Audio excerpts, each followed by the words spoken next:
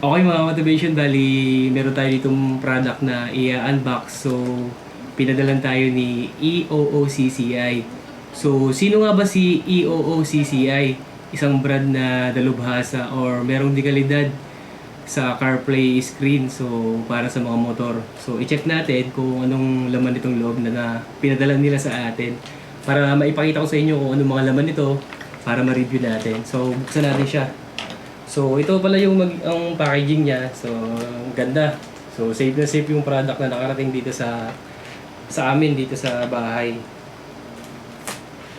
Buksan natin para makita natin yung laman.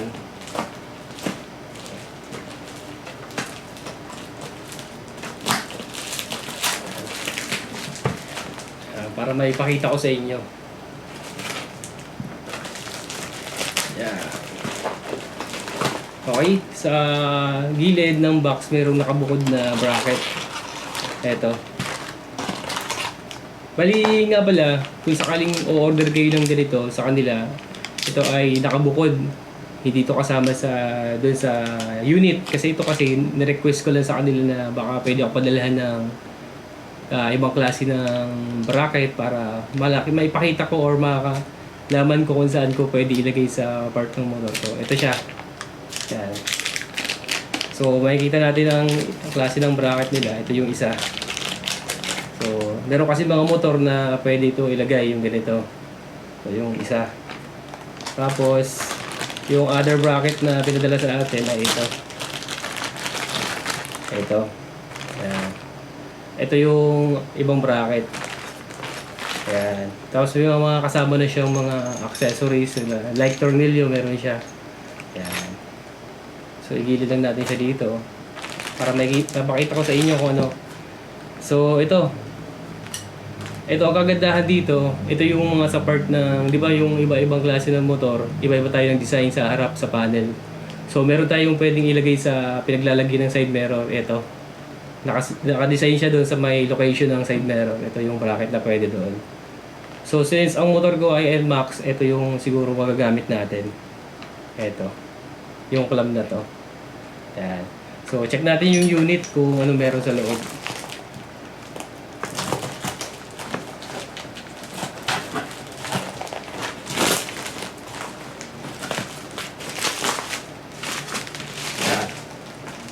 Yan. So, ito na pala mga motivation yung laman ng box. So, makikita natin dito yung screen or pinaka-feature ng panel ng C6 Pro. So, bali mga ka-motivation, ang pangalan pala nito ay C6 Pro. So, isang game changer para sa mga gumagamit ng CarPlay user. Okay? So, unbox natin. Yan. Yan. Yan. Lagyan natin dito sa gilid para makita nyo. Yan. Para makita nyo kung ano meron. Tapos, eto naman sa loob. So, nandito sa harap natin ay ito na yung pinaka-panel. Yan. Ito na yung pinaka-screen ng C6 Pro. Check natin. Ito na mga motivation, natanggal na natin yung panel doon sa pinakalagayan niya. Napakaganda ng lagayan niya. Matibay. Saka hindi basta-basta lang masisira. Ito na pala yung pinaka-panel niya mga motivation. So makikita natin na meron dito nakapangalan na EOCI. So ito yung likuran. Ito yung paglalagyan ng bracket. Ito. So nandito sa likod. So makikita niyo yung pag in-install ko na sa motor ko para makita niyo kung paano ko isa ilalagay. Tapos meron siya ditong bali 4 na connector. Bali may nakalagay naman na pangalan kung para saan siya i-connect. So itong isa ay para sa power. Tapos itong isa naman ay para sa rear. Oh, so sa camera to, para sa hulihan na camera. Tapos itong isa ay para sa front camera naman. Tapos itong isa, ang nakapangalan ay para sa controller. So meron kasi itong controller para sa dito sa pinaka-unit natin. So makikita natin yan mamaya. Yan, gilid muna natin siya para makita nyo kung ano yung mga laman nito. Tapos yung mga kasama niya, ito yung mga accessories. Tulad nitong mga screw. Eto, nandito siya. Yan. Patay ng sample. Tulad nito, ito ay pinaka-bracket. Siguro to ng camera. Okay, tama sa camera to. Tapos yan, may mga kasamang yan, cable tie, yan, mga other tornilyo, marami pa siyang kasama. Tapos ito mga motivation, ito naman yung pinaka-sensor para sa tire pressure. Ito yung ilalagay natin doon sa pinaka-pito. Kasi ito yung unit natin, kaya nito basahin or kaya niya i-detect yung pinaka-PSI ng motor natin. Kasi base sa specs nito na nabasa ko, so kaya niya i-detect kung sobrang init na ng gulong natin or mababa na yung pressure. So kaya niya i-detect, ilalagay natin sa pito. So sa pag-install na lang para ma-explain natin. Ito siya. Nandito siya. Yan. Tapos, andito na yung camera. Siguro, para na to sa harapan. Ayan. Okay, wala naman siguro itong pinagkaiba. Parehas lang naman ang kulay. Pwede to sa harap or sa likuran. So, sa connection na lang dito sa may panel, yung magkakatalian. Ayan. Ito yung camera, napakaganda. Laki. So, meron pa siya nakabalot dito na plastic dito sa pinaka-camera niya, lens sa camera niya. Ayan. So, ilabas natin para makita nyo. Tapos ito, meron din another accessories, bracket naman to. Ito, may mga bracket siyang kasama. Tapos dito sa loob, meron isang mahabang wire. Meron pa isa, siguro ito sa camera, sigurado to sa camera itong dalawa na to. Kasi mahaba to eh. Dalawang wire para sa camera. Yan, para makita nyo yung laman nito. Tapos, ito yung kagandahan dito mga motivation dahil meron siyang parang pinaka-shade. Dito yan nilalagay. Yan. Yan. Di ba? Para safe siya kahit na di ba malakas yung mainit ang panahon, di ba? Minsan mahirap na tumingin sa screen pero makikita natin yan may siya. May parang pinaka-bubong niya dito. So, goods siya, goods. Pagka ganito, merong ganito. Yan. Tapos dito, merong connector na USB yung dulo. USB. Tapos yung dulo ay siguro para sa remote controller to. So, check na lang natin pagka na-install natin siya. Tapos, meron ulit ditong isa pa. Ito na mga motivation yung siguro sa camera to. Ito yung magsusupply sa camera. Ito, yan. So, nakalagay dito ay waterproof power box. Tapos, ito pala yung pinaka-remote controller. Ayan. Ito. May naka-design dito na yan, pinaka-image niya or pinaka-logo niya. Ito ay parang siguro pag habang nasa biyahe ka, may tumawag sa'yo, ito yung pipindutin kasi nakalagay dito parang telepono siya. Tapos ito naman, so mayroon ditong dalawa pa, camera, ito isa, logo ng camera, tapos parang pinaka-home. Tapos ito, check na lang natin pagka na-install natin para malaman natin kung ano mga function ito. So, ipakita ko sa inyo. Tapos, ang last na pinakakasama niya, meron na siyang SD card. Bali, 64 gig. Bali, mga motivation, pala na-search ko na to, nakita ko sa capacity nitong unit natin, kaya niya hanggang 256 gigabytes ang kaya niyang i-accept na memory card. So, gusto na rin kasi meron siyang libre na 64 gig. So, hindi na tayo problema sa memory kasi may kasama na siya.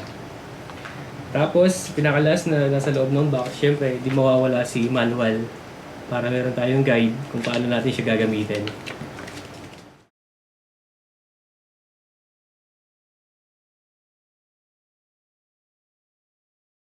Bali mga motivation, yun muna yung magiging feature na mababanggit ko sa inyo. Sa pagkabit natin ng camera, doon natin maipapakita yung mga function nito. Para ma-demo ko sa inyo kung paano siya gamitin, paano siya ikabit sa motor.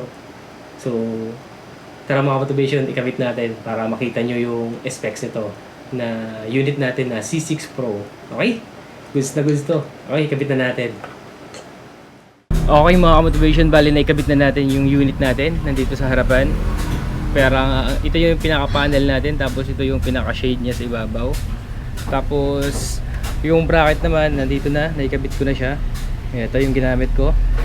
Ayan. Tapos yung connection naman ng wire papunta dito, yun yan nabanggit ko sa review, para sa power, front camera, tapos sa back camera, tapos para sa remote. So yung remote naman, temporary lang na dito ko muna nilalagay siya. Kasi hahanapan ko pa siya ng magandang location. Actually may bracket tong kasama. So hindi ko pala ako makapag-decide kung saan ko siya ilalagay kasi testingin muna natin. Tapos yung camera sa likod, nalagay ko na rin. So nilagay ko dyan sa may ilalim ng plate number, ay sa may taas ng plate number.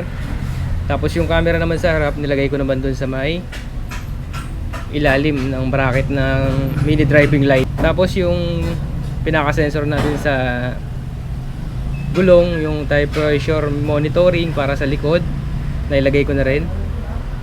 Tapos yung para naman sa harap na tire pressure monitoring na sensor, nailagay ko na rin.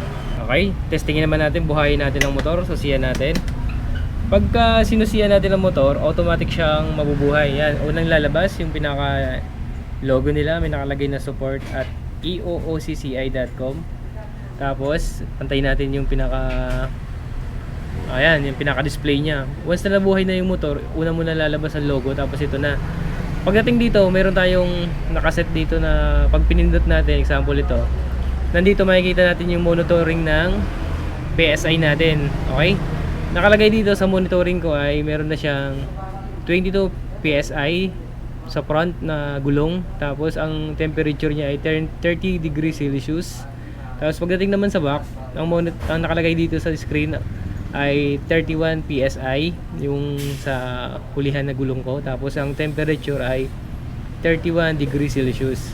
So sa pamamagitan dito, makikita natin dito yung air pressure or temperature ng gulong natin. Yun yan, yung ikinabit nating sensor kanina dun sa may gulong. Tapos syempre ito yung date and time. Pwede natin dito baguhin, ma-adjust natin. Dito naman sa replay, ito yung video na nakuhanan niya dito. Yan, wala dito. Tinesting ko kasi nagmotor ako kanina, may mga record na siya. Ang kagandahan lang dito mga motivation, example itong footage, itong video na to na nakuha natin. Kung gusto natin siya i-lock, once pinindot natin siya, mapupunta na siya dito sa lock. Ayan, ito na siya sa taas. Ibig sabihin, once na mag-auto erase tong ano natin, yung unit, hindi ito madi-delete. Example, meron tayong may nakuhanan tayong importanteng footage na kailangan ma-save natin. Yun lang gagawin natin para hindi siya mabura. Ayan, sa taas, naka-save na siya. So i-back natin, tingnan natin yung another function nito. Tingnan natin sa setting. Ayan, ito.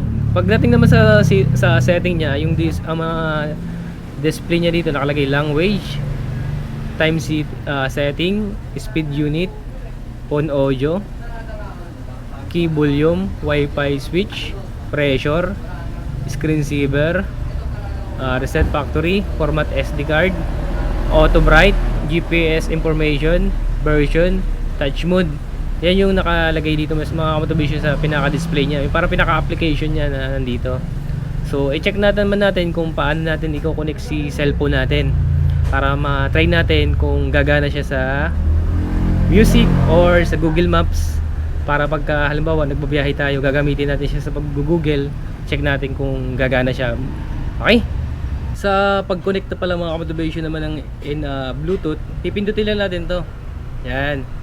So, makikita natin dito, please your Android phone to do a Bluetooth search for the name, equipment name. Ito na. So, yung pinaka-name ng unit, ito. So, ito yung cellphone ko naman. Bubuhayin ko. Tapos, i-check natin yung Bluetooth ko. Ang Bluetooth ko ay ito. Open natin. Tingnan natin kung masasagap siya dito. Ayan. Ayan, tingnan natin dito. Ito na mga motivation. Ito, nakita ko na dito yung unit ay MT91D-092908. So, try natin i-connect. Ayan. Pairing na siya. Ayan. Makikita natin, pair na siya. Okay? Naka-pair na siya sa unit natin, sa C6 Pro natin na CarPlay. Okay? Check natin kung mapapagana na natin siya dito. Ayan mga motivation, bali yung pinaka-program ng cellphone ko, yung ibang application, nalipat na siya dito sa unit. So i-try natin siyang gamitin sa pagtawag. Kasi ayan, tulad niyan, pinatawag ko yung kuya ko sa akin. Tingnan natin kung kukonekta siya dito sa intercom. Dahil naka-helmet ako ngayon, meron akong intercom dito na nakakabit. Try natin kung makakasagap siya ng tawag. Pag pinindot ko itong mga motivation, ito yung remote na to, sasagot na siya. Ay, hello? Ayun, naririnig mo ako?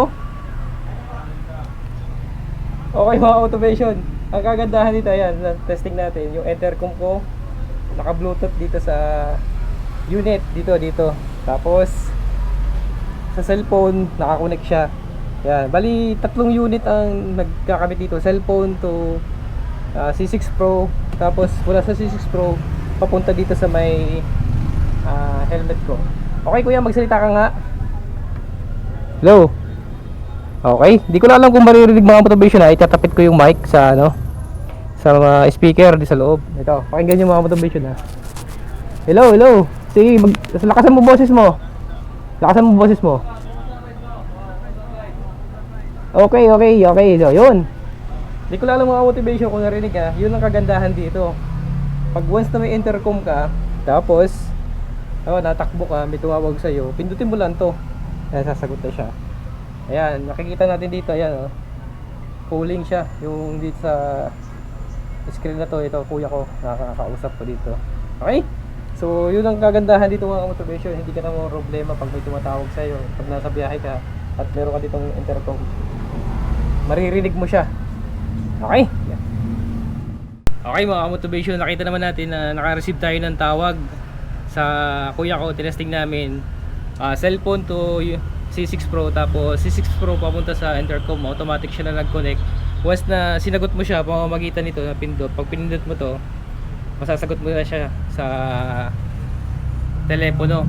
So kung gusto mo siya ibalik sa pinaka-application ng C6 Pro, pipindutin mo lang tong bilog na to. Ayan.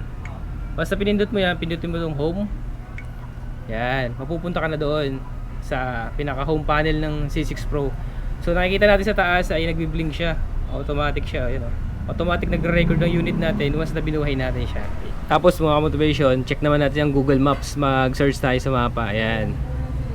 Search. Pupunta tayo ng type natin.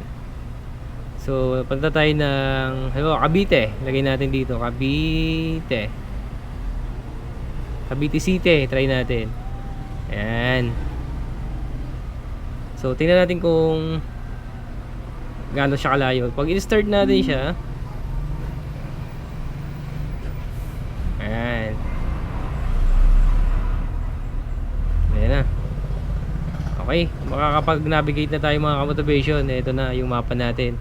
Ganun siya kaganda kasi malaki siya. At saka nga yung unit natin ay waterproof. Kaya kahit umulan man, magagamit natin siya habang nasa biyahe. Saka nga pala mga motivation, itong unit natin hindi siya supported pagka offline. So kailangan meron tayong internet or data para magamit natin si Google Maps. Yan. Hindi siya supported ng offline. Okay, route natin. So okay, gumagana si Google Maps natin. Madali na tayo makakapag rides gamit natin tong unit natin na C6 Pro. Meron na yung malaking screen para makikita natin yung destination natin na pupuntahan. So yun muna mga motivation, yung pinaka review natin dito sa camera na to. So ite-testing na natin siya sa daan kung gaano kaganda yung kuha niya. So napansin yung mga motivation, nakaset na siya ng 3 minutes sa taas, lumagpas na siya ng 1 minute. Okay, once na pinindot natin tong screen na to, magre-record na siya sa, makikita na natin yung monitor natin sa camera. So ito nga yung function nito. Ito naman yung pwede tayo maglipat ng angle ng camera, example, or location ng camera. Pag pinindot ko ngayon, nasa back camera siya, pipindutin ko siya. Once na pinindot natin siya, naka-split na siya. So yung nasa kanan natin na nakikita, eto, yan yung back. Tapos yung sa kaliwa natin, Yan yung front na camera. Tapos pipindutin ko ulit siya dito. Mapapansin nyo, nagpalit lang sila ng pwesto. Nandito naman si back, nandito naman si front sa kabila. Pag pinindot ko ulit siya, ang recording naman niya ay nasa harapan na. Okay? Pag pinindot ko ulit naman dito, mapapansin nyo, lilipat na siya dito sa likod naman na camera. Pero meron pa isang function yan para mapalipat-lipat mo siya. Pwede mo siyang i-swipe lang. So nasa likod siya ngayon. Basta swipe natin siya, nasa harap na siya. Ayan. I-swipe ulit natin, nag-split na siya, nag-dual na yung screen natin, nakikita na yung harap at likuran. Ganoon din dito sa kabila. Nagpalit lang sila ng location. So gusto natin, lipat ulit, swipe lang natin. So bumalik na siya sa likuran. Ito mga motivation, yung slide na to, bali hindi natin yung mga gamit pag nagbabiyahe na tayo, di ba hassle. So kaya nag-provide si C6 Pro ng wireless ng remote controller. Ayan. Para hindi tayo mahirapan. Ito kung sakaling sasagot tayo ng tawag. Tapos ito naman kung sakaling lilipat natin sa video yung display natin dito sa monitor. Tapos ito nga yung pagpapalit-palit ng location ng camera dito sa screen natin. Okay mga motivation, bali yun lang yung pinaka natin dito, review. So testingin muna natin sa biyahe naman para makita natin yung quality ng camera sa umaga at sa gabi. Okay? Testingin natin. Okay mga ka-motivation, bali ito na yung road test natin para sa dashcam natin, CarPlay natin na EOCI. Bali nakapatay pa yung motor ko mga motivation, kaya pag binuhay natin siya, yan na yung lalabas sa screen, yung logo ng EOCI. Tapos may nakalagay support at eoocci.com. Bali mga motivation, antay lang natin siya. Tapos pagka labos ng logo niya, ito na yung lalabas, yung pinaka panel natin. Tapos pag pinindot ito mga motivation na icon na video, automatic siya. Ayan, nagre-record na siya. Ayan na yung sa front camera. Tara, testingin natin. Ayan. Bali ang nakaset sa recording ko ay 1 minute lang. Titigil na siya at magre-record na siya ulit. Yan yung front camera natin. Yan. Mas ma-appreciate yung mga motivation pag sa personal. Napakalinaw ng camera. Yan. Makikita natin dito sa monitor natin. Ayan, napakalinaw niya. Lalo pagka makita nyo sa personal, maganda yung recording niya dito sa monitor natin. Malinaw natin nakikita yung nasa harapan natin. Yan yung sa front camera natin. Ayan, makikita nyo yung footage niya. Okay. Ayan, napakaganda. Ayan, napakalinaw. Medyo mataas lang yung setup ng camera ko dahil nga i-adjust ko pa siya kasi sumasabit siya sa tapalodo ko. So ililipat ko siya ng location. Yan, sa oras na yon ay 6:12 na, medyo padilim na. Yan, makikita nyo yung panahon. Pero yung rehistro sa camera, ng camera sa monitor natin ay napakalinaw pa rin tingnan.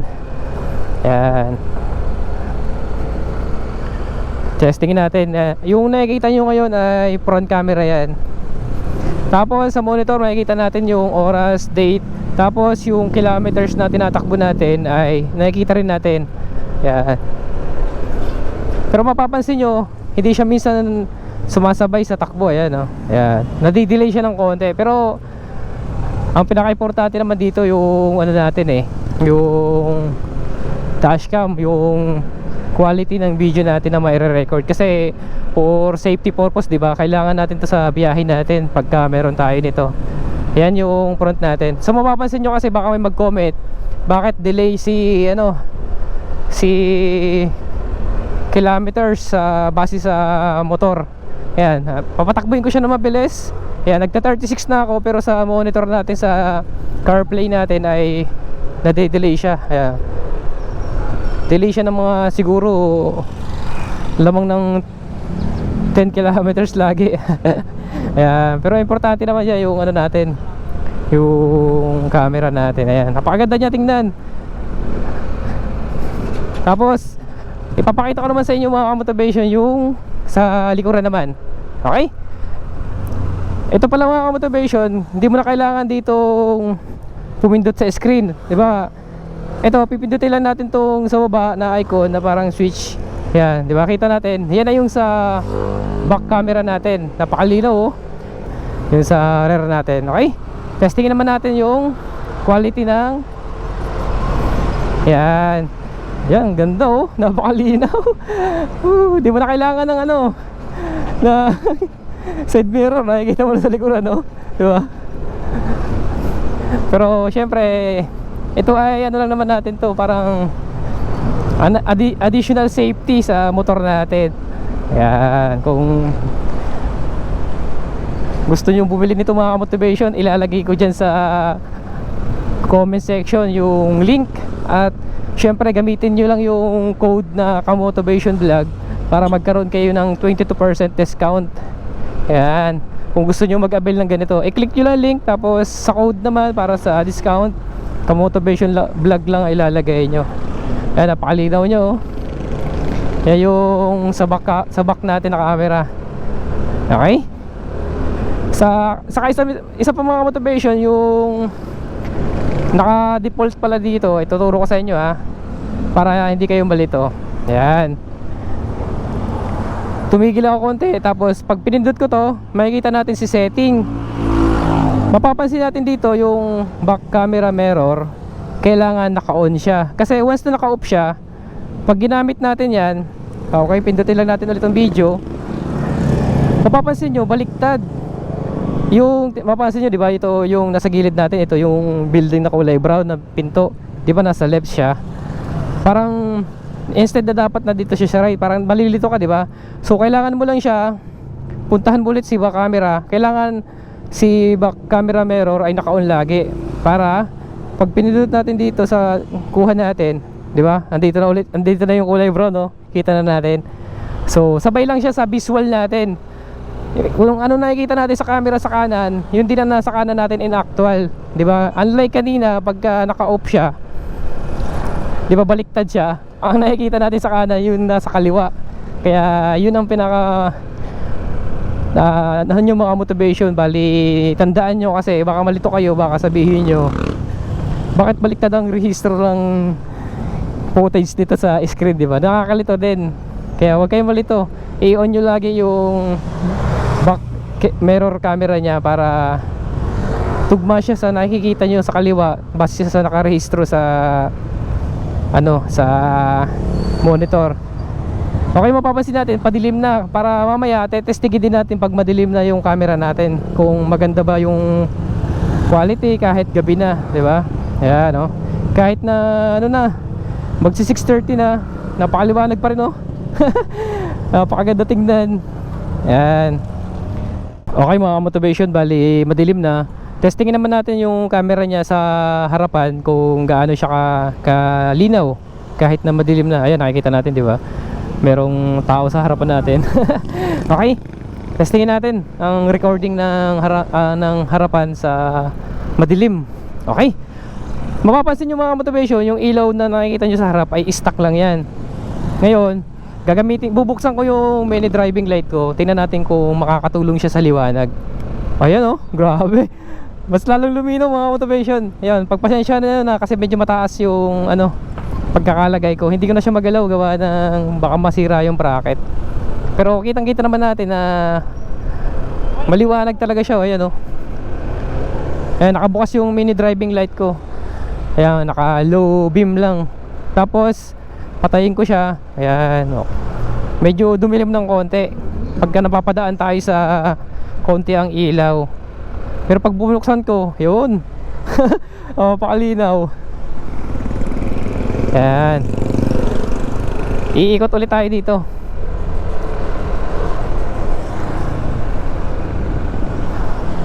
Ang ganda ng ano, quality kahit na madilim na. Okay. Ayan, ayan, nakaback na siya mga motivation. So paano mga motivation, maraming salamat. Sana nagkaroon ka ng idea na merong ganitong klase ng CarPlay na merong quality na binibigay sa atin footage. Tapos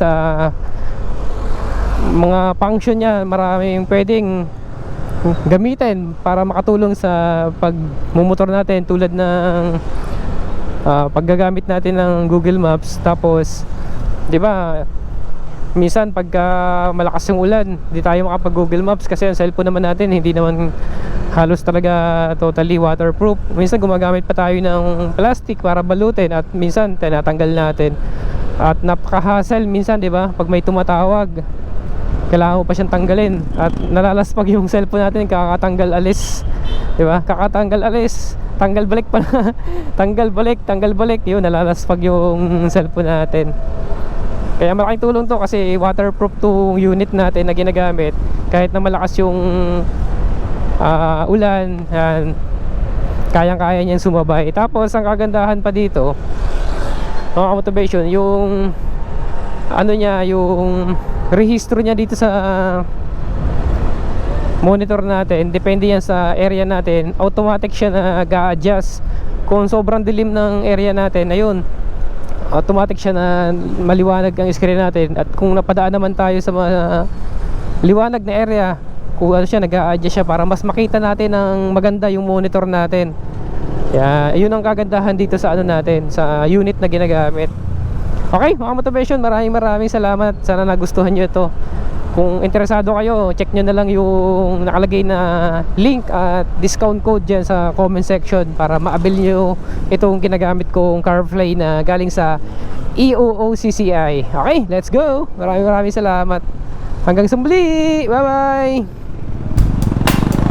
Okay.